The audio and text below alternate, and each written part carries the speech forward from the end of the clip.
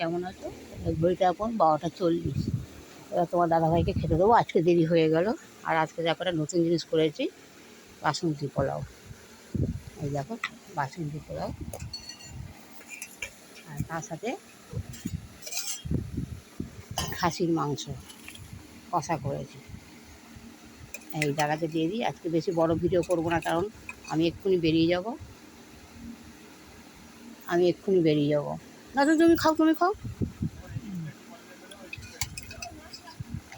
তো হাড় দিয়েছো, এক পিস খাও, তাহলে আমাকে দেবো।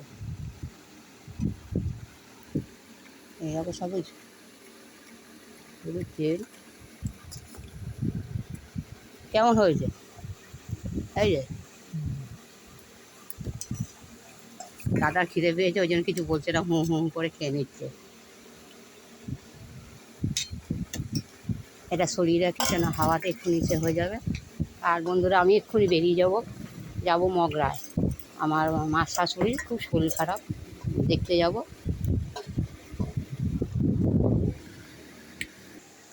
বেশি বড় ভিডিওটা করব না, কারণ দাদা একটু খেয়ে নিই। আর তোমাদেরও দেখাই, আজকে যেহেতু নতুন প্রতিদিন খাবার দেখাই, আজকে না দেখালে একটা খারাপ জিনিস। আজকে যদিও একটা নতুন জিনিস করেছি, তাই যাকে দাদা ভাই, আগে ভাত খাও না, আগে মাংসটা নিচে করছো।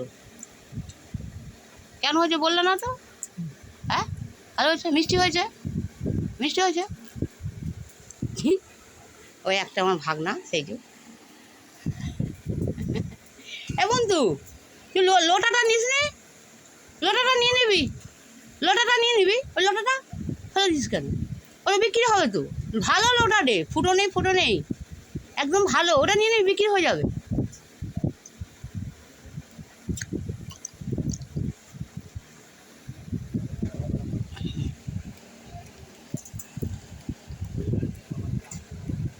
যাক বন্ধুরা, আমার তো সব আজকে এত দেরি হয়ে গেল কেন? এমনিতে দেরি করে একটু বসালাম, আর তার মধ্যে আমার তো ইলেকট্রিকের সব ব্যাপার, একটু প্রবলেম হয়েছিল ইলেকট্রিকটা, ওর জন্য আমার রান্নাটাও দেরি হয়ে গেল।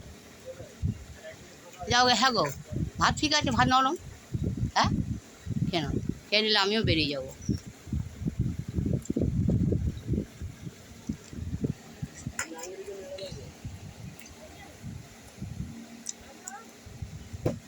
আমি এই মাত্র বেরিয়ে যাবো বন্ধুরা। আজকে বেশি ওয়েট করার ইচ্ছা হচ্ছে না, কেন আমার যেতে যেতে অনেক বেলা হয়ে যাবে। এখানেই বাজে 12টা 40 বেজে গেছে। আমি এখান থেকে, আমার এখান থেকে টোটো থেকে নেমে আবার বাস থেকে নেমে, ওখান থেকে ট্রেন থেকে নেমে কিছুটা হাঁটতে হবে আমার মার শাশুড়ির বাড়ি। তা ওনাকে দেখতে যাবো, আমাকে আবার ফিরতে হবে রাতে। সবাই জানো আমি দাদাকে ছেড়ে রাতে কোথাও থাকি না, কারণ দাদা অসুস্থ। ওকে রেখে আমি রাতে কোথাও গিয়ে নিশ্চিন্ত হতে পারি না, ওই কারণে আমাকে যেখানেই যাই আমাকে চলে আসতে হয়। আমি রাত কোথাও কাটাই না। মজা হয়েছে তো, ওকে সব খেয়ে নেবে।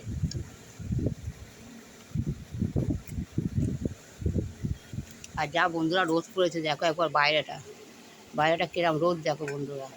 এই রোদেতে আমি বেরোবো কী করে? এক তো আমার সুগারের জন্য আমি ভালোভাবে রাস্তাঘাটে চলতে পারি না।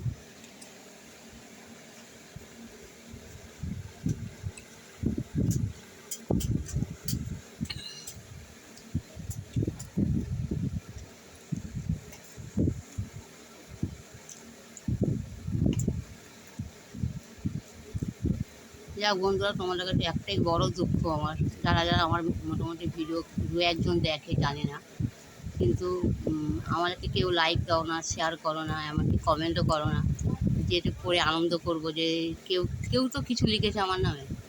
সেইটাও আমার হয়তো আমার হয়নি এখনও পর্যন্ত। আমি প্রায় আজ হয়ে গেল 8-9 মাস মতন আমি ভিডিও করছি। কেউ তো অন্তত আমাকে একটু কমেন্ট করো যে কোনটা ভালো, কোনটা খারাপ, বা কী করলে ভালো হয়, একটু আমাকে যদি সাজেশন দাও তো আরও ভালো করে কাজ করতে পারবো আমি। সবার কাছে অনুরোধ, যারা আমার ভিডিওটা মোটামুটি দেখে। হ্যাঁ গো, ভাত ভালো গলেনি? হ্যাঁ, আবার একটু নরম করতে গেলে আবার ভাত হাঁড়িতে বসে যাবে। তুমি মাংসটা চেবাতে সেটা বলো না। হ্যাঁ, মুখের মধ্যে মাংসটা ঢুকিয়ে রেখেছে। হ্যাঁ, দেখেছো বন্ধুরা কিরকম ঢব্বাস। হ্যাঁ, আমি বলছি ভাত শক্ত, বলে হ্যাঁ, কিন্তু এদিকে মুখের মধ্যে মাংস ঢুকিয়ে রেখেছে। ওকে বলি যে মাংসটা পরে খাবে, কারণ তো সবাই জানো কেন ভাত নষ্ট করে প্রতিদিনও। ওই কারণে বলি যে ভাতটা আগে খাও, লাস্টে মাংস খাবে, যাতে ভাতটা ও খায় পেট ভরে। আর আজকে বন্ধুরা চালটা যে তোমাদেরকে বলা হয়নি, এই দেখো আজকে চালটা কিন্তু একদম সরু চাল রান্না হয়েছে আমাদের, একদম সরু চাল। যেটা গোবিন্দভোগের মতনই চালটা, কিন্তু এটা ছোটো। তবে এই ভাতটা একটু শক্ত আছে ঠিকই কথা, কেননা ভাতটা আবার একটু নরম করতে গেলে আবার কী হবে, ভাতটা নিচে বসে যাবে আর ওইটাও খারাপ লাগে। সেই কারণে আজকে ঠিক মাপে মাপেই আমি জল দিয়েছিলাম, যাতে ভাতটা একটু ইসে হয়। আর তার মধ্যে একটু দমে রাখাটাও দরকার ছিল, ও তো অস্থির হয়ে যাবে খাওয়ার জন্য, ওই কারণেই তাড়াহুড়ো করে ওকে দিয়ে দিলাম। আর এখন আমার উনুনে বসানো আছে, যে একটু দমে একটুখানি সেটা হোক, আর আমি আবার চলে যাব। হ্যাঁ, পরিষ্কার করে খেয়ে নাও।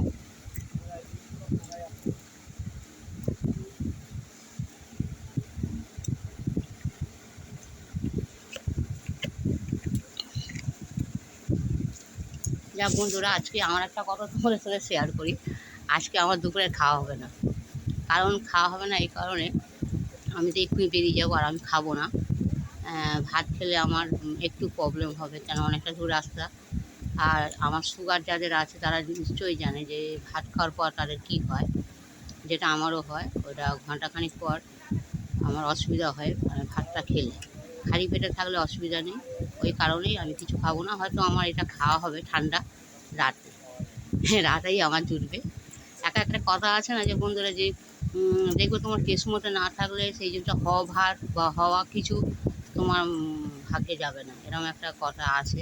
এটা সত্যি কথা। আমি এখন কত খাটনি করে করলাম যে গরম খাবো, কিন্তু আমার ভাগ্যে নেই। আমাকে খেতে হবে সেই ঠান্ডা রাতে। এখন চলে যাব খালা শাশুড়ির বাড়ি, মানে মার শাশুড়ির বাড়ি। একটু বাসন্তী পোলাও, একটু মাংস নিয়ে যাব খালা শাশুড়ির জন্য, ওর জন্যই একটু তাড়াহুড়ো করলাম। ওনাকে খাওয়াবো, বয়স হয়ে গেছে আর শরীরটা খুব খারাপ। দেখতে যাবো, একবার শুধু হাতে যাবো কেন, একটুখানি বাসন্তী পোলাও আর একটু খাসির মাংস নিয়ে যাব ওনার জন্য।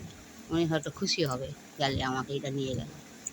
যাক বন্ধুরা, সবাই ভালো থেকো। আর বেশি ভিডিওটা বড় করবো না, তোমার দাদাভাইয়ের খাওয়া প্রায় হয়ে এসছে। এই দেখো আজকে পরিষ্কার করে খাচ্ছে, দেখা যাচ্ছে। আর একটু পরিষ্কার করে দিই ওনার। তো চামচটা দাও দেখি। আজকে মুখে ভালো লেগেছে, আর দিয়েছি তো বেশি দিইনি ওকে, কারণ ওকে নষ্ট করে বলে ওকে বেশি দেওয়া হয়নি। হ্যাঁ, এটা খেয়ে নিই। আর সবাই ভালো থেকো। আর প্লিজ, যদি দাদার একটু ভালো লেগে থাকে, দাদা ভাইকে দাদাবার, তাহলে একটু লাইক আর শেয়ার কমেন্ট একটু করে দিও। তোমাদের কাছে অনুরোধ রইল। সবাই ভালো থেকো।